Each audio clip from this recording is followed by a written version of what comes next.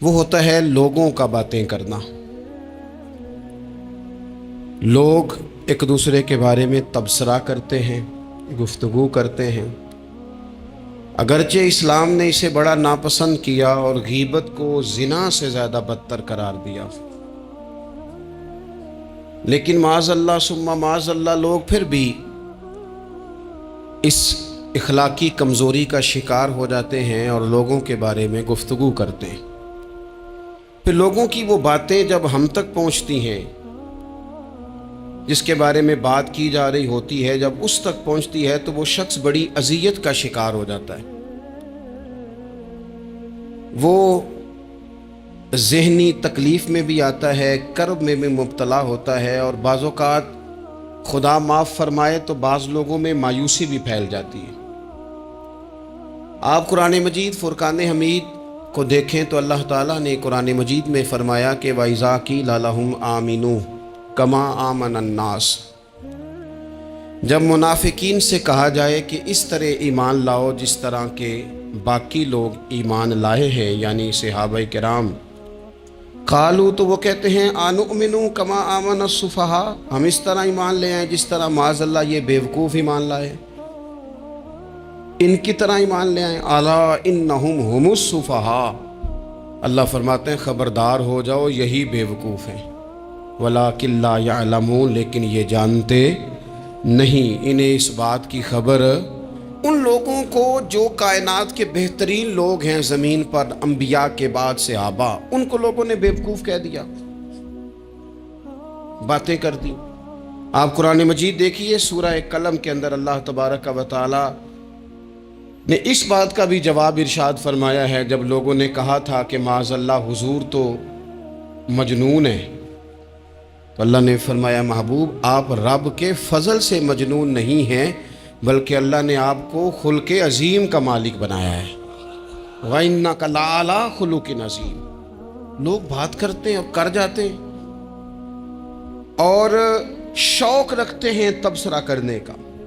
تو میں نے بہت سارے لوگ ایسے زندگی میں دیکھے ہیں جو لوگوں کی باتوں کی وجہ سے اذیت میں آ گئے، تکلیف کا شکار ہو گئے، اور میں اور آپ تو کسی کھاتے میں نہیں۔ حضرت ابوبکر صدیق رضی اللہ تعالیٰ عنہ جیسے لوگ، افضل البشر بعد الانبیاء بالتحقیق حضرت صدیق اکبر، آپ قرآن مجید 30ویں پارے کی تلاوت میں یہ بات دیکھیں گے کہ جب حضرت ابوبکر صدیق نے غریب غلاموں کو خرید کر آزاد کرنا شروع کیا، حضرت بلال حبشی کو، حضرت عامر بن فہیرہ کو اور کچھ غلاموں کو خرید کر آزاد کیا، تو لوگ کہنے لگے کہ یہ بلال نے کبھی کوئی احسان کیا ہوگا ابو بکر پر، تبھی تو خرید کے آزاد کیا ہے، ورنہ کیا ضرورت تھی اتنے پیسے لگانے کی، کوئی تو بات ہوگی۔ اللہ تعالیٰ نے اس کا بھی قرآن مجید میں اعلان فرمایا ابو بکر نے جو کیا ہے رب کی رضا کے لیے کیا ہے۔ تو گفتگو کرنا، بات کرنا، لوگوں کا اتنا یہ خطرناک مزاج ہے، ایک جملہ کہہ کے لوگ سائڈ پہ ہو جاتے ہیں، بندہ بیچارہ ساری رات تڑپتا رہتا ہے، ایک فکرے کا تبصرہ کر کے لوگ کونے میں چھپ جاتے ہیں، اور کسی آدمی کے لیے وہ اسے سولی پہ لٹکا جاتے ہیں، اپنی زبان کے تیروں سے لوگ پریشان کرتے ہیں۔ پہلے تو اللہ سے یہ معافی مانگیں کہ رب اس جرم سے ہمیں محفوظ فرمائے۔ اور اب تو لوگوں کی زبانیں اتنی لمبی ہو گئیں کہ وہ صحابہ تک چلی گئی ہیں، اہل بیت نبوت تک چلی گئیں۔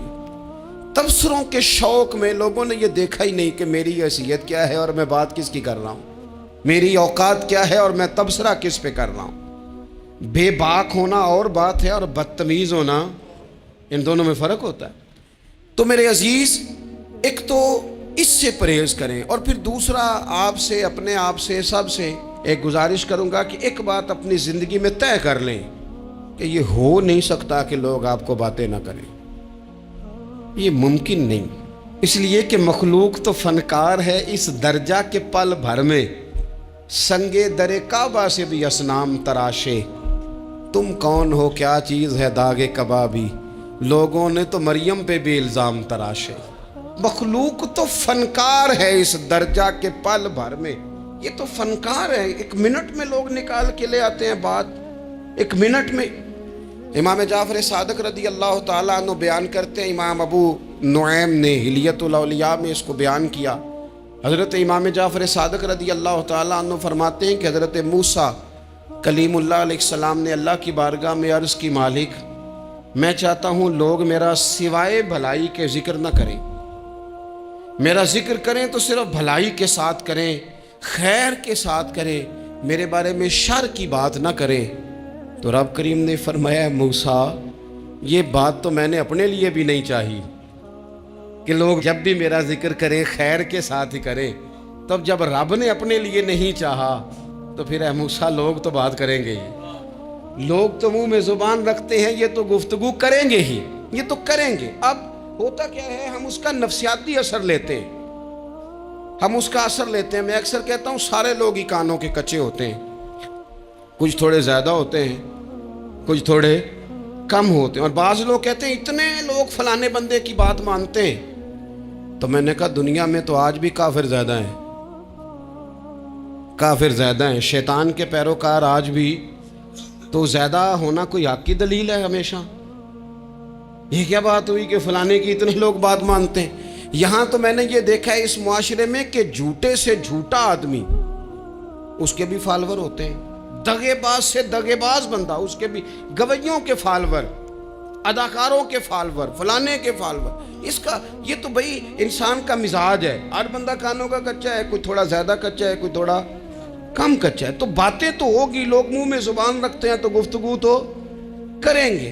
اب یہ اثر لینے والے پہ ہے کہ وہ اس کا اثر کس طرح کا لیتا ہے۔ ہمارے ہاں بڑے بڑے سمجھدار لوگ نفسیاتی ہو جاتے ہیں، بڑی بڑی سمجھدار خواتین نفسیاتی ہو جاتی ہیں، میری ساس باتیں کرتی ہے، میری نند باتیں کرتی ہے، مجھے فلانا باتیں کرتا ہے، مجھے فلانا۔ بھائی باتیں، جس کے منہ میں زبان ہے اس نے بات تو کرنی ہے۔ اب آپ نے کیوں یہ دعویٰ کر لیا ہے کہ آپ اتنے اونچے چلے جائیں کہ آپ کو بات ہی کوئی نہ کرے؟ کیا حرج ہے اس میں؟ اگر کوئی آپ کو بات کر دے تو کیا ہے، ہم کسی نے کر لی تو پھر کیا ہوا؟ اس کا اتنا اثر قبول کرنا کہ ساری رات سونا ہی نہ، پریشان ہو جانا۔ اور بعض لوگ ایسے ہیں جنہیں اتنی باتیں نہیں ہوتی جتنی انہیں ٹینشن ہوتی ہے، یعنی وہ دو بندے کونے میں کھڑے ہیں تو میری ہی بات کر رہے ہیں، اور بھائی تو اتنا اہم نہیں ہے، انہیں کوئی اور کام بھی ہو سکتا ہے، تیری بات ہی انہوں نے کرنی۔ بلا وجہ لوگ سمجھتے ہیں کہ میں بڑا اہم آدمی ہوں، وہاں بھی مجھ پہ تبصرہ ہو رہا ہے، یہاں بھی ہو رہا ہے۔ اس پہلو سے باہر آئیں، اس کمپلیکس سے نکل آئیں۔ ابن حزم کہتے ہیں کہ مصر میں ایک تاجر بڑا کامیاب ہو گیا تھا، بڑا کامیاب تاجر ہو گیا۔ تو زندگی میں جتنے لوگ بھی کامیاب ہوتے ہیں ان سے حسد ہوتا ہے، اس سے بھی اس کے ارد گرد کے لوگوں نے حسد شروع کیا۔ اب تاجروں نے پلاننگ کی کہ اسے خراب کیسے کرنا ہے۔ وہ ایک دن اپنے گھر سے نکلا، سفید کرتا سفید پگڑی باندھ کے باہر۔ اب 5-6 لوگوں نے پہلے سے منصوبہ بندی کی ہوئی تھی۔ ایک صاحب اسے ملے، کہنے لگے ماشاءاللہ آج تو سفید کرتے پر سبز امامہ، سبز پگڑی بڑی ہی اچھی لگ رہی ہے۔ تو وہ ہنس کے کہنے لگا، لگتا ہے آپ سو کے اٹھ کے آئے ہیں، پگڑی تو میری سفید ہے۔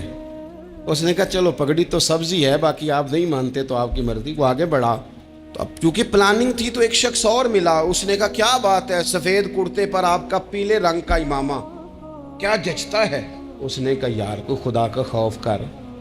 ہنس کے کہا کیا ہو گیا، تیری اینک کا نمبر تو نہیں تبدیل ہونے والا ہوا؟ اور بھائی میں نے تو سفید کرتا اور سفید ہی امامہ باندھا ہے۔ اب 2-3 لوگوں کی دفعہ تو وہ مسکرایا، لیکن وہ ڈھیر سارے لوگوں نے منصوبہ بندی کی تھی۔ وہ جب چوتھے کے پاس گیا تو اس نے بھی کہا کہ کیا بات ہے سفید کرتے پر پیلے رنگ کے امامے کی۔ اس نے کہا پیلا کہاں ہے؟ اب وہ غصے ہونے لگا۔ اب وہ چھٹے کے پاس گیا تو اس نے کہا جناب کیا بات ہے سفید کرتا اور کالا امامہ۔ اب وہ غصے میں اتنا باولا ہوا کہ پہلے ہنسا پھر رویا، پھر اسے سمجھ نہ آئی کہ دکان کا تالا کس چابی سے میں نے کھولنا ہے۔ بس وہ شام ہوئی تو اس بیچارے کو بچوں نے روڑے مارنے شروع کر دیے۔ وہ اتنی تکلیف میں آ گیا کہ لوگ اسے پاگل کہنے لگے۔ کیوں؟ اس لیے کہ لوگ منصوبہ بند، افواہ تھی نا کہ میری طبیعت خراب ہے، تو لوگوں نے حال پوچھ پوچھ کر بیمار کر دیا۔ لوگوں کی باتیں، لوگوں کے تبصرے، لوگوں کے کومنٹس بولے امام شافعی۔ امام شافعی فرمانے لگے لوگوں کی باتیں پتھروں کی طرح ہوتی ہیں، یہ روڑوں کی طرح ہوتی ہیں، اگر انہیں کمر کے اوپر رکھ لو گے نا تو یہ تمہاری کمر توڑ دیں گی، اور اگر تم ان کو اپنے پیروں کے نیچے رکھ لو گے تو تمہارا قد اونچا ہو جائے گا۔ بس دنیا میں وہ لوگ پریشان ہوتے ہیں جو لوگوں کی باتوں کو کندھوں پر سوار کر لیتے ہیں، جو پیروں کے نیچے رکھے، جو پاؤں کے نیچے رکھے ان کا قد۔ وہ پرانے زمانے میں نا عارف رومی رحمۃ اللہ علیہ فرماتے ہیں کہ ایک بیل گائے گر گئی تھی کنویں کے اندر، تو اب وہ لوگ اس کو نکال تو نہیں سکتے تھے، تو انہوں نے اس طرح کیا کہ مٹی ڈالنی شروع کر دی کہ اب بدبو آئے گی، پریشانی ہوگی، تو اس کو بند کر دیتے ہیں، اندر ہی کنویں کو، کنواں نئی جگہ پہ کھود لیتے ہیں۔ انہوں نے جب اس کے اندر مٹی ڈالی نا تو وہ گائیں جو تھی وہ مٹی جھاڑ کے تو مٹی کے اوپر آ گئی، انہوں نے پھر مٹی ڈالی تو وہ تھوڑی اور اوپر آ گئی، اور مٹی ڈالی تو اور وہ مٹی ڈالتے گئے اور گائیں وہاں سے کنویں سے باہر آ گئی۔ لوگوں نے دفن کرنا چاہا، وہ باہر نکل آئی۔ اور میرے بھائی، لوگ بھی اپنی باتوں میں دفن کرنا چاہتے ہیں، لیکن یاد رکھنا جو چمکنے والے تھے وہ چمکتے ہی رہے، جن کو اللہ نے عزت دی تھی ان کی گھٹائی کوئی نہیں سکا۔ اتنی اتنی لمبی زبانیں کھول کے لوگوں نے صحابہ کے بارے میں باتیں کی، باتیں ہو رہی ہیں۔ لوگ جن کو دبانا چاہتے تھے، آج نہیں صوفیاء کی مخالفت شروع ہوئی، ان کے زمانے میں بھی ہوئی، ان کے دور میں ان کے خلاف کتابیں لکھی گئیں، لکھنے والے خدا جانے کہاں ہیں، اور داتا صاحب ہو رہی ہے، خواجہ صاحب ہو رہی ہے۔ حضور غوث اعظم کے ان کے زمانے میں بھی ایسا نہیں ہوا کہ بڑی خوشی سے لوگوں نے آگے بڑھ کے پھول ڈالے ہوں، ان کے دور میں باقاعدہ جتھے تیار ہوئے، جتھے، اور پورا کام کیا گیا۔ اور ویسے بھی اگر کوئی شخص آپ کا مخالف ہی نہیں ہے تو پھر آپ کو چمکنے کا مزہ کیسے آئے گا؟ کوئی تو مخالف ہو نا، کوئی تو ہو نا جو کوئی بات کرے۔ دیکھیں نا، اگر اندھیرا نہ ہو، رات نہ ہو، تو بلب کی کوئی اہمیت رہ جائے گی؟ یہ چمکتا ہی تب ہے جب اندھیرا زیادہ ہوتا ہے۔ ہم کہتے ہیں اندھیرا ہو گیا، اور بھائی تجھے چمکنے کا موقع دیا ہے اندھیرے نے، تجھے اس نے عروج دیا، تندی باد مخالف سے نہ گھبرا اے عقاب، یہ تو چلتی ہے تجھے اونچا اڑانے کے لیے، تو باتوں سے پریشان نہ ہو۔ میں نے کہا کہ اگر آپ باتوں کا پہاڑ بنا کے اوپر سوار ہو جائیں گے نا تو قد اونچا کریں گی باتیں۔ جو بندہ ڈسکس ہونے لگ جاتا ہے وہی تو مشہور ہوتا ہے، اسی کی تو بات ہوتی ہے۔ دیکھیں کیا ہوتا تھا بھلا مکے میں، کوئی بندہ باہر سے آتا تو ابو جال اسے کھڑا کر کے کہتا حضور کے پاس نہ جانا، تو کہتا پتہ تو کروں بھلا نبی پاک کے پاس کیا ہے، پتہ تو کروں بھلا حضور کے پاس کیا ہے۔ تو جن سے تعارف نہیں ہونا تھا وہ بھی تعارف کرا رہے تھے رسول پاک کا۔ تو اس لیے باتوں سے گھبرا جانا۔ ہاں، ایک بات ہمیں کتاب و سنت میں ملتی ہے، اس پر ضرور غور کریں، تہمت والی جگہ سے بچیں، تہمت کا موقع نہ دیں۔ مطلب بلا وجہ ہی اپنے لیے بحث کا دروازہ کھولنا یہ درست نہیں ہے۔ اپنے لیے ہم نہ دروازے کھول لیتے ہیں بحث کے، مفت کی بحث ہو رہی ہے، فلانا بھی ڈسکس کر رہا ہے۔ کچھ چیزیں ایسی ہوتی ہیں جو سب کی سمجھ کی نہیں ہوتی، وہ سب کے سامنے ڈسکس کرنا ضروری نہیں ہوتا۔ حضرت سیدنا ابو ہریرہ رضی اللہ تعالیٰ عنہ فرمایا کرتے تھے، مجھے نبی پاک علیہ السلام نے علم کی 2 تھیلیاں دی ہیں، میں نے ایک کھولی ہے تمہارے سامنے، ایک کھولی ہے، دوسری نہیں کھولوں گا، اس لیے کہ ہر بندے کو بات اس کے ظرف کے مطابق کرنی چاہیے، تو موقع نہ دیں۔ نبی پاک صلی اللہ علیہ وسلم نے فرمایا، اس بندے نے اپنی، یہ بخاری میں موجود ہے، فرمایا اس نے اپنی عزت اور اپنی جان کو محفوظ کر لیا جو فتنے والی جگہ سے بچ گیا۔ جہاں تہمت لگ سکتی ہے اس جگہ سے بچیں، جان بوجھ کے لوگوں کو موقع نہ دیں باتیں کرنے کا، جان بوجھ کے موقع نہ دیں۔ جامع ترمذی کے اندر حدیث موجود ہے، حضرت سیدنا عمر فاروق رضی اللہ تعالیٰ عنہ نے ایک موقع پر اجازت مانگی تھی نبی پاک صلی اللہ علیہ وسلم سے، عرض کیا یا رسول اللہ صلی اللہ علیہ وسلم مجھے آپ اجازت دے دیں، میں عبداللہ بن ابی سلول کی گردن اڑا دوں، یہ منافق بار بار آڑے آتا ہے، بار بار تکلیف دیتا ہے، آپ مجھے اجازت دیں میں اسے قتل کر دوں۔ اب وہ چونکہ کلمہ پڑھتا تھا، ساتھ تو رہتا ہی تھا نا، بہت سارے لوگ اسے مسلمان جانتے تھے، تو حضرت سیدنا عمر فاروق رضی اللہ تعالیٰ عنہ نے اجازت چاہی، کہ یا رسول اللہ صلی اللہ علیہ وسلم اگر آپ مجھے اجازت دے دیں، یہ ترمذی میں موجود ہے، یعنی آپ اس جگہ سے بچیں جہاں تہمت لگ سکتی ہے، جہاں بلا وجہ کسی شخص کو شر پھیلانے کا موقع مل سکتا ہے۔ یا رسول اللہ مجھے اجازت دے میں عبداللہ بن ابی سلول کی گردن اڑا دوں۔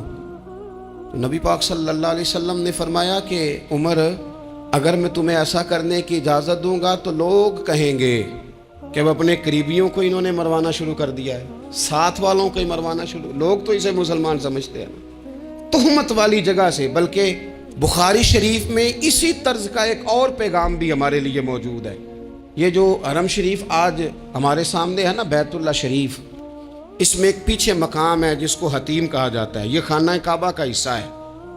حضور صلی اللہ علیہ وسلم کے اعلان نبوت سے پہلے جب قریش مکہ نے اسے تعمیر کیا نا دوبارہ سے، تو انہوں نے چندے کا کوئی اس طرح کا مزاج بنایا تھا کہ اس بندے سے پیسے لینے ہیں جس کے بالکل ہی جائز ہو. اس ترتیب سے انہوں نے خانہ کعبہ کی تعمیر کی کہ پھر وہ ساری تعمیر نہ کر سکے، حتیم باہر رہ گیا. تو نبی پاک صلی اللہ علیہ وسلم نے ایک دن فرمایا، بخاری میں موجود ہے، حضور فرمانے لگے، عائشہ اگر تمہاری قوم جاہلیت کے قریب نہ ہوتی، کیونکہ ابھی قریب جاہلیت چھوٹی ہے نا، ابھی لوگوں نے کلمہ پڑھنا شروع کیا ہے، فرمایا اگر یہ جاہلیت کے قریب نہ ہوتے تو میں کعبے کو انہی بنیادوں پر دوبارہ بنا دیتا جن بنیادوں پر حضرت ابراہیم علیہ السلام نے بنایا تھا. لیکن چونکہ یہ جاہلیت کے قریب ہیں، ان کی سمجھ میں چیز نہیں آئے گی، یہ شک میں پڑ جائیں گے، پریشان ہو جائیں گے، لہذا میں یہ کام نہیں کرتا. بہت ساری چیزیں ایسی ہیں کہ جن کی وجہ سے بعض سادہ لوگ ابہام کا شکار ہوتے ہیں. ابہام کا ہمارے علماء نے اس طرح کیا کہ بڑے طے کر کے عقائد کے عنوانات امت تک پہنچائے. ہر آدمی ہر شعبے کا اسپیشلسٹ نہیں ہوتا. بہت سارے لوگ باتیں مریض کے سامنے کرنے والی نہیں ہوتی، وہ صرف لواحقین کو بتانے والی ہوتی. پھر کچھ لوگ اور آئے جنہوں نے کہا کہ ہم تو ایفیشنسی دکھائیں گے، کچھ خاص ہر بات کھول کر لوگوں کے سامنے رکھیں گے. اس کا نقصان پھر یہ ہوتا ہے کہ سادہ لوگ مشکلات کا شکار ہوتے ہیں. وہ پھر جب کہتے ہیں ہر چیز ڈسکس کر لینی چاہیے تو پھر باتیں دور نکل جاتی ہیں.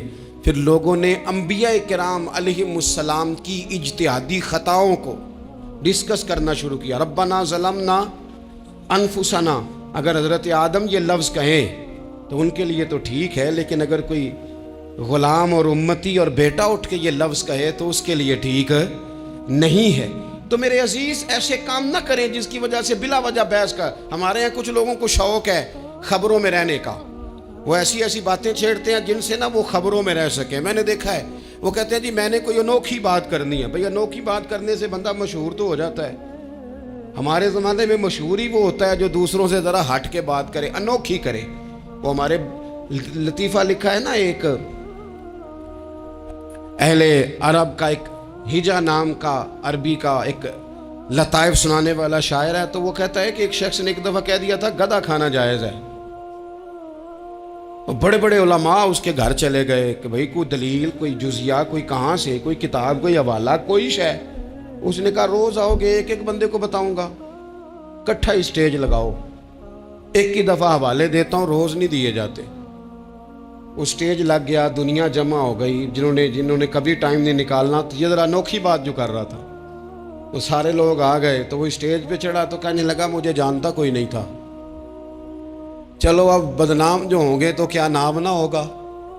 اب قیامت تک کہو گے تو صحیح نا، اس مولوی دے گھر جنہیں ایک بار آکھیا نہیں سی گدھا کھانا جائز ہے، چلو بدنام جو ہوں گے تو کیا. تو بہت سارے ایسے لوگ ہیں جو ہیں بدنام، پر چلو نام تو ہو گیا نا. بدنامی صحیح، شرارت صحیح، شیطانیت صحیح، لیکن نام تو ہو گیا. تو اس لیے کوئی ایسا انوکھا کام جس سے لوگوں کی، میں آپ سے بڑی گزارش عرض کروں، اعلیٰ حضرت بریلوی رحمۃ اللہ علیہ نا لالٹین کے اندر مٹی کا تیل جلایا جاتا ہے ہمارے ہاں.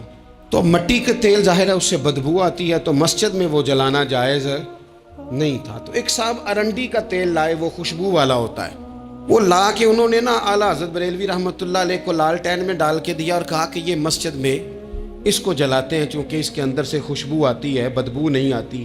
تو وہ جو شرعی عذر ہے نا، حضور نے فرمایا کہ جمعے والے دن غسل کر کے آؤ تاکہ کسی کے پسینے سے ایک دوسرے کو تکلیف نہ ہو. کچا لہسن پیاز کھا کے مسجد آنا اس لیے منع کر دیا گیا کہ منہ کی بدبو سے تکلیف ہو. تو مسجد میں کوئی ایسی چیز جو بدبو کا باعث بنے منع ہے. اب انہوں نے وہ تیل لا کے لالٹین میں ڈالا جس سے خوشبو آتی تھی اور لالٹین بھی روشن ہوتی تھی. تو اعلیٰ حضرت فاضل بریلوی رحمۃ اللہ علیہ اپنے اس خادم سے فرمانے لگے کہ اب لوگ تو آئیں گے نا، تو ہمارے علاقے میں تو ساری دنیا مٹی کے تیل سے ہی چلاتی ہے، تو اب آپ نے ایک خوشبو والا تیل لا کے ڈال تو دیا ہے اس کے اندر لالٹین میں، پر یہ لوگوں کو بتائے گا کون کہ یہ تیل وہ نہیں ہے. لوگ تو یہاں سے دیکھ کے جائیں گے اور جا کے کہیں گے کہ اتنے بڑے عالم کی مسجد میں اگر جل رہا ہے تو ہم کیوں نہ جلائیں. تو فرمانے لگے وہ شخص کہ حضور پھر حال کیا ہے؟ فرمانے لگے آپ فرضوں کا سلام پھیر کے دعا سے پہلے لالٹین کے پاس کھڑے ہو جائیں اور جو بندہ گزرے اسے بتاتے جائیں کہ یہ مٹی کا تیل نہیں، یہ مٹی کا تیل نہیں، یہ مٹی کا تیل۔ ہر شخص کے ذہن تک بات اتر جائے تاکہ لوگ کسی ایسی چیز کا شکار نہ ہو جائیں جس سے کہ ان کے مزاج میں کوئی غیر شرعی چیز عروج پکڑ لے۔ تو میرے عزیز، ہم نہ کچھ بدگمانیاں لوگوں کے اندر لوگ ڈالتے ہیں۔ ہمارے ہاں بالخصوص پاکستان میں جب سے سیاسی فرقہ واریت شروع ہوئی ہے، سیاسی، ہماری قوم کا مزاج اتنی بری طرح خراب کیا گیا ہے۔ ہمارے نوجوان بچے جو بڑے سنجیدہ پڑھے لکھے، ان کی گفتگو اپنے سیاسی مخالف کے بارے میں اتنی لوز کر دی گئی ہے، اتنی کمزور کر دی گئی، اتنی خوفناک کر دی گئی ہے کہ اس طرح تو کبھی نہیں ہوا تھا۔ یہ مزاج جو لوگوں کو دیا جا رہا ہے، قومیں اپنے اخلاق کے طور پر زندہ رہتی ہیں۔ بد اخلاقیاں کبھی بھی انسانوں کو اونچا کر سکتی، پیچھے رہ جاتے ہیں لوگ۔ تہذیب کسی سوسائٹی کا حسن ہوتا ہے، اور اگر ایک سیاسی مخالف کے لیے آپ کا یہ والا مزاج بن جائے، اپنے سیاسی قد کو اونچا کرنے کے لیے آپ ان چیزوں کا سہارا لیں، یہ درست نہیں ہے۔ اخلاقی رویے میں کہوں گا کسی بھی سیاسی جماعت سے وابستگی ہے وہ 100% رکھے جو اس کی سمجھ میں آتی ہے، لیکن اپنے اخلاقی مزاج کو کبھی کمزور نہ ہونے دے، اخلاقی رویہ کبھی کمزور نہ ہونے دے۔ یہ کیسے ہو سکتا ہے؟ دیکھیں، ابو جہل، ابو لہب، عتبہ، عتیبہ، شیبہ، وہ وہی باتیں کر سکتے تھے جو ان کے مزاج کی تھیں، جو آج تک لوگ کسی بھی دیندار کے بارے میں کرتے ہیں۔ تو انہوں نے وہی باتیں آ کے کی تھی جناب ابو طالب کے ساتھ۔ انہوں نے کہا تھا کہ اگر معاذ اللہ ان کو دولت چاہیے تو ہم دیتے ہیں۔ بڑے سے بڑے مخلص آدمی پر آج لوگ دعویٰ نہیں کرتے کہ دولت کے لیے لگا ہوا ہے۔ انہوں نے کہا دولت چاہیے تو دیتے ہیں، اگر کسی خاتون سے نکاح کرنا چاہتے ہیں تو کرا دیتے ہیں، سرداری چاہیے تو دے دیتے ہیں۔ اب یہ سوچ ہی اتنی ہے، اس سے آگے جاتی نہیں۔ وہ معاذ اللہ حضور کے بارے میں اور بھی باتیں کرتے، یہ شاعر ہیں، یہ جادوگر ہیں، یہ فلاں ہیں، لیکن میرے نبی پاک علیہ الصلوۃ والسلام نے کبھی بھی ان کی ذاتی زندگی کو ڈسکس نہیں کیا، کبھی نہیں کیا۔ ابو جہل شراب پیتا تھا، لیکن حضور نے کبھی سوسائٹی میں یہ بات لوگوں کے سامنے بیان نہیں کی۔ وہ لوگوں کے پیسے دبا لیتا تھا، کئی جگہوں پہ حضور نے پیسے نکلوا کے دیے، لیکن جگہ جگہ گلی گلی کھڑے ہو کے حضور نے یہ نہیں فرمایا کہ یہ اس طرح کا ہے۔ آپ اپنے مخالفین کے بارے میں ضرور کلیم کریں، ثبوت کے ساتھ ضرور بات کریں، یہ ضروری ہے، لیکن آپ کا رویہ اتنا گرا ہوا نہیں ہونا چاہیے کہ لوگ سمجھیں کہ یہ قوم تو اخلاق سے ہٹ گئی ہے۔ آپ اختلاف کریں، لیکن اختلاف کے بھی آداب ہوتے ہیں، اس ادب کے دائرے کے اندر رہ کے۔ صحابہ کے بیچ بھی رائے کا اختلاف ہو جاتا تھا، ہو جاتا ہے، ہو جایا کرتا ہے۔ حضور اس اختلاف کو قبول کرتے، بھئی ہو جاتا ہے رائے کا اختلاف اپنوں میں، لیکن اس کے اندر انسان توہین پہ اتر آئے، اس کا لہجہ اس طرح کا ہو جائے جس طرح کی بازاری گفتگو کی جاتی ہے، تو محسوس ہوتا ہے کہ یہ تربیت کا فقدان ہے۔ یہ لہجے باوقار لوگوں کے نہیں ہوا کرتے۔ لہجے کو کبھی برا نہ ہونے دیں، انداز کو۔ لوگ آپ کو چھیڑیں گے، اپنی جگہ پہ کھینچ کے لانے کی کوشش کریں گے، بڑا کچھ لوگ کریں گے، لیکن آپ اپنی جگہ سے آپ تبدیل نہیں ہوں گے۔ آپ کہیں گے یار میرا ایک معیار ہے، میری ایک حیثیت ہے، میں اپنی حیثیت چھوڑ سکتا؟ میں اپنی حیثیت نہیں چھوڑ سکتا۔ ہر بندے کو آپ ڈسکس کریں گے تو تہمت والی جگہ سے ضرور بچیں، بدگمانی سے ضرور بچیں، لیکن ہر شخص کو اس کے معیار کے مطابق اتر کا جواب دینا یہ باوقار لوگوں کا سٹیٹس نہیں ہوتا۔ وہ کہتے ہیں جا بات کر، جا کے تو کون ہوتا ہے تیری بات کرے، اب ہم ہر شخص کے منہ لگیں، یہ کیسے ہو سکتا ہے؟ نبی پاک صلی اللہ علیہ وسلم گزر رہے تھے، صحیح بخاری میں موجود ہے، آپ کی اہلیہ حضرت صفیہ رضی اللہ تعالیٰ عنہ آپ کے ساتھ تھیں۔ رات کا وقت تھا، حضور گزر رہے تھے، تو صحابہ کچھ کھڑے تھے، تو حضور نے ایک کو بلا کے کہا کہ یہ میری بیوی ہیں، صفیہ ہیں۔ عرض کرنے لگے حضور مجھے میری ماں روئے، میں کوئی آپ کے بارے میں بدگمانی کرتا؟ تو حضور نے جواب میں کیا کہا؟ محبوب فرمانے لگے جس طرح رگوں میں خون گردش کرتا ہے نا، شیطان بھی اسی طرح ہی گردش کرتا ہے۔ گویا حضور بتا رہے ہیں کسی وقت بھی بدگمانی پیدا کر دیتا۔ میں تمہیں بتا رہا ہوں کہ اپنی اہلیہ کے ساتھ جا رہا ہوں، میری بیوی ہے۔ کوشش کریں کہ آپ اس جگہ سے بچیں جہاں باتیں ہو رہی ہوں۔ اور اس پہلو پہ تیسری گزارش اس عنوان پر یہ ہے کہ اگر کسی کے بارے میں باتیں ہو رہی ہوں تو فٹافٹ اس کا حصہ بننے کی کوشش نہ کریں، بلکہ آپ کے پاس جب تک کوئی شرعی ثبوت نہیں ہے تب تک آپ اس بات کا حصہ نہ بنیں۔ ہمارے ہاں بات ہو رہی ہوتی ہے تو 2-4 بندے دوڑ کے نا اپنا بھی حصہ ڈالتے ہیں، بلکہ میں بڑی ذمہ داری سے یہ بات عرض کروں گا، بات لمبی ہوتی تب ہے جب کوئی بندہ درمیان میں کہہ دیتا ہے نا، نہیں تجھے تو تھوڑا پتہ ہے، تھوڑا میں بھی کرتا ہوں۔ وہ کئی دفعہ وعدہ معاف گواہ بن جاتا ہے، جا کے دوسروں کو خبر کرتا ہے اس نے یہ کہا ہے، حالانکہ بندہ اس سے پوچھے کہ اگر انہوں نے کہا تھا تو اتنا سجن تھا تو وہاں جواب دے کے کیوں نہیں آیا؟ تجھے چاہیے تھا وہیں جواب دیتا، وہیں جا کے جواب دے دیتا۔ ایک بزرگ کی خدمت میں ایک دفعہ حاضر تھا، ایک بڑے عالم تھے، تو ان کے پاس آ کے ایک شخص نے کہا کہ فلاں آدمی آپ کے بارے میں یہ بات کر رہا تھا، تو وہ ہنس پڑے، فرمانے لگے پھر آپ کہاں تھے؟ کہنے لگے میں وہیں تھا۔ فرمانے لگے میرا اور آپ کا رشتہ کس طرح کا ہے؟ کہنے لگا جی میں تو شاگرد ہوں، ارادت مند ہوں۔ تو فرمانے لگے پھر آپ میرے پاس سوال لے کے آ گئے ہیں، آپ نے وہاں جواب کوئی نہیں دیا۔ فرمانے لگے اب تو میرے سامنے بیٹھ، پہلے اس سوال کا جواب میں تجھے دوں، پہلے تجھے قائل کروں۔ اگر تو قائل ہوتا نا تو پھر تو یہ بات لے کے میرے پاس نہ آتا، پھر تو وہاں تو کلیئر کر آتا، تیرے اندر کجی ہے، تو بات کا حصہ بنا ہے، اور میرے نزدیک اس سے بڑا تو مجرم ہے کہ تو نے بات کو سنا ہے۔ وہ تو کوئی ہے، اور تو اپنا تھا، تو نے اپنا ہو کے یہ باتیں سنی، تو نے ہاں کی، تو وہاں بیٹھا رہا، تو اپنا تھا۔ اور حضور نے فرمایا محبت تو بندے کو اندھا بہرا اور گونگا کر دیتی ہے، جو کسے دا عاشق ہوئے ہوتے گل اسے دی کردا ہے، 100 مکر بہانے کر کے او دے ہی مرنے مرد ہے۔ تو نے سن کیسے لی؟ تیرے کانوں نے گوارا کیا؟ پہلے تو تو مطمئن ہو نا، تو اگر مطمئن ہوتا تو بات آگے وہیں جواب دے کے آتا۔ جب تو ہی غیر مطمئن ہے تو میں کسی اور کو کیا جواب دوں؟ تو مدد کریں اپنے بھائی کی اس معاملے میں کہ اگر آپ کلیئر ہیں تو پھر آپ اسے وہیں کلیئر کریں، کہیں یار میری بات سن، یہاں تک تو بات ٹھیک ہے، اس بات کا میں گواہ ہوں، یہ ہو سکتی نہیں۔ اور نبی پاک کا یہ طریقہ ہے، مسند امام احمد بن حنبل میں حدیث موجود ہے، حضرت عبداللہ ابن مسعود رضی اللہ تعالیٰ عنہ، کمال آدمی حضرت عبداللہ ابن مسعود، حضور نے فرمایا عبداللہ ابن مسعود سے قرآن سیکھا کرو، یہ اسی طرح پڑھتے ہیں جس طرح میرے اوپر نازل ہوا تھا۔ حضرت عبداللہ ابن مسعود کو نبی پاک علیہ السلام نے فرمایا درخت پہ چڑھ کے ذرا میرے لیے مسواک تو اتار دو۔ حضرت عبداللہ ابن مسعود کی پنڈلیاں پتلی پتلی تھی، ٹانگیں پتلی تھی، وہ درخت پہ چڑھے، ہوا چلی تو کپڑا تھوڑا ہٹ گیا، تو بعض لوگ ان کی پتلی پنڈلیوں کا مذاق اڑانے لگے، معاذ اللہ، دیکھو کیسی باریک باریک پنڈلیاں ہیں، کیا انداز ہے۔ اب حضور بیٹھے ہیں نا، تو انہوں نے جو بات کی تھی وہ بات بھی درست تھی، پنڈلیاں واقعی پتلی تھیں، اور کوئی بھی اس انداز میں دیکھتا تو شاید مسکراتا۔ جب انہوں نے کہا نا دیکھو پتلی پنڈلیاں، تو حضور نے ہمارے لیے طریقہ کیا چھوڑا، ہمارے لیے سیرت کیا چھوڑی۔ حضور سید عالم فوراً ارشاد فرمانے لگے، نبی پاک فرمانے لگے چپ کرو، تم میرے عبداللہ کی پنڈلیوں کو پتلا پتلا کہہ رہے ہو نا، قیامت کے دن جب میزان لگے گا اور ان پنڈلیوں کا تمہیں وزن پتہ چلے گا، پھر پتہ چلے گا میرے عبداللہ کی شان کیا ہے۔ یہ بڑی وزنی پنڈلیاں ہوں گی، جب ان کا میزان پر وزن تلے تو آپ دفاع کریں۔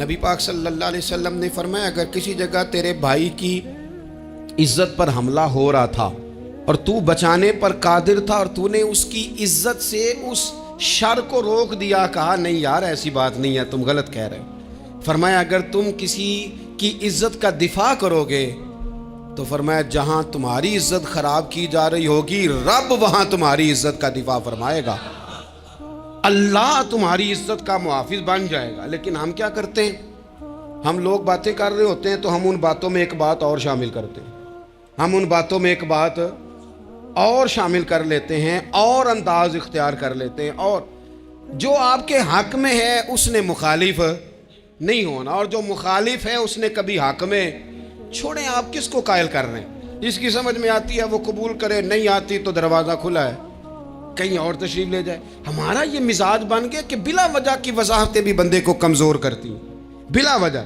ہم کمزور پڑ جاتے ہیں، تھوڑے بے نیاز ہو جائیں، چھوڑیں کچھ بے نیاز بنے، طبیعت کوئی بے نیاز، ہم نہ بے نیاز نہیں ہوتے، ہر بات کو سوچتے ہیں، ہر بات کی وہ جی وہ فلانے نے پتہ کیا کہا ہے، تو بڑی معذرت سے بالخصوص خواتین کا مسئلہ ہوتا ہے، وہ کہتے ہیں پوری دسو، نہیں دسو نے آخیا کی بھئی آپ نے کیا کرنا ہے، اس کے لیے پھانسی کا حکم لگانا ہے آپ نے، چھوڑ دیں، بات ہو گئی ختم ہو گئی۔